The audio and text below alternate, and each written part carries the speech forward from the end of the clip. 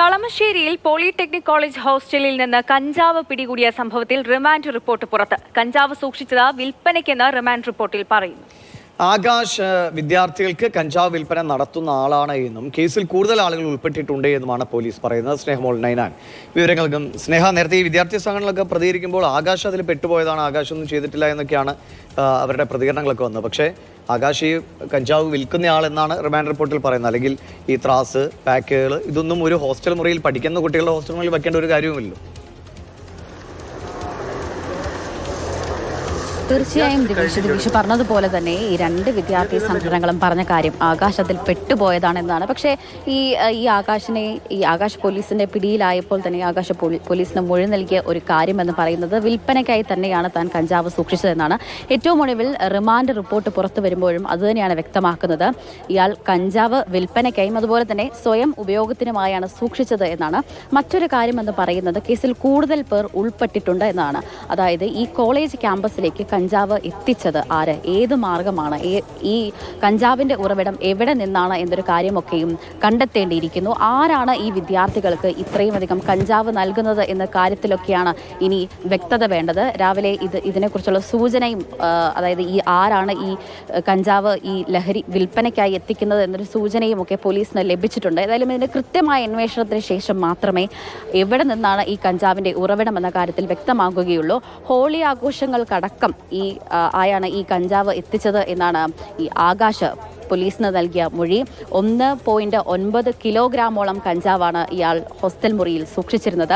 ഈ പോലീസ് പരിശോധനയ്ക്കായി ഏകദേശം ഇന്നലെ രാത്രി 9 മണിയോടുകൂടി എത്തുന്ന സമയത്ത് ഇയാൾ ഈ കഞ്ചാവ് ചെറിയ പാക്കറ്റുകളിലാക്കുകയായിരുന്നു എന്നതാണ് പോലീസ് പറയുന്ന വിവരം. അതായത് ഈ ഒരു ത്രാസും അതോടൊപ്പം തന്നെ ഈ ചെറിയ പാക്കറ്റുകളും 10 ഗ്രാമോളം കഞ്ചാവ് വിൽപ്പന നടത്താൻ വേണ്ടിയിട്ട് ഈ ചെറിയ പാക്കറ്റുകളും അടക്കം ഇയാളുടെ റൂമിൽ നിന്നും കണ്ടെത്തി എന്നതാണ്.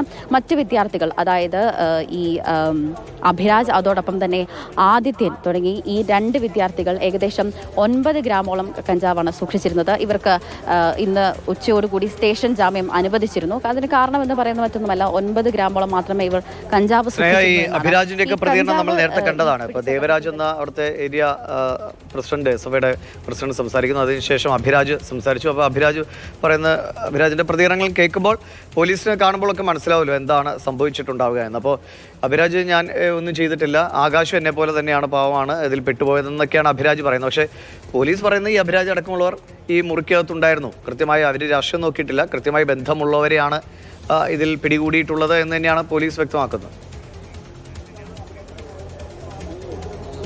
തീർച്ചയായും ദിവിഷ്, ആദ്യഘട്ടത്തിൽ ഈ അഭിരാജ് പറഞ്ഞത്, അതായത് താൻ SFIന്റെ കോളേജ് യൂണിയൻ ജനറൽ സെക്രട്ടറി ആയിരുന്നു. SFI യൂണിയൻ സമ്മേളനം നടക്കാനിരിക്കുകയായിരുന്നു. അതുകൊണ്ട് തന്നെ കൊടിത്തോരണങ്ങൾ കിട്ടുന്ന തിരക്കിലായിരുന്നു താൻ.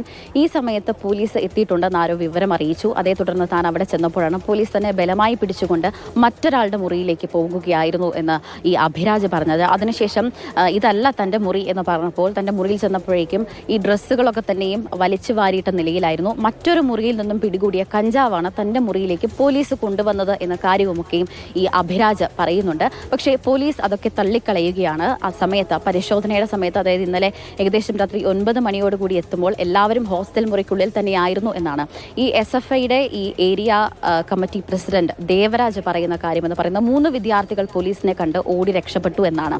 ഈ KSU പ്രവർത്തകരായ ആദിൽ അതോടൊപ്പം തന്നെ അനന്തു എന്നീ 2 പേരാണ് പോലീസിനെ കണ്ട് ഓടി രക്ഷപ്പെട്ടത് എന്ന് പറയുന്നത്. പക്ഷേ ഈ ദേവരാജ് ഇത്തരത്തിൽ ഒരു പ്രസ്താവന നടത്തിയപ്പോൾ അല്പസമയത്തിനുള്ളിൽ തന്നെ ഈ 2 വിദ്യാർത്ഥികളും മാധ്യമങ്ങളോട് പ്രതികരിച്ചിരുന്നു. തങ്ങൾ എവിടെയും ഓടി രക്ഷപ്പെട്ടതല്ല, തങ്ങൾ ഈ പഠനശേഷം തങ്ങൾ പോർട്ടറായി ജോലി ചെയ്യുകയായിരുന്നു, ഈ ജോലി ആവശ്യത്തിന് പോയതാണ്.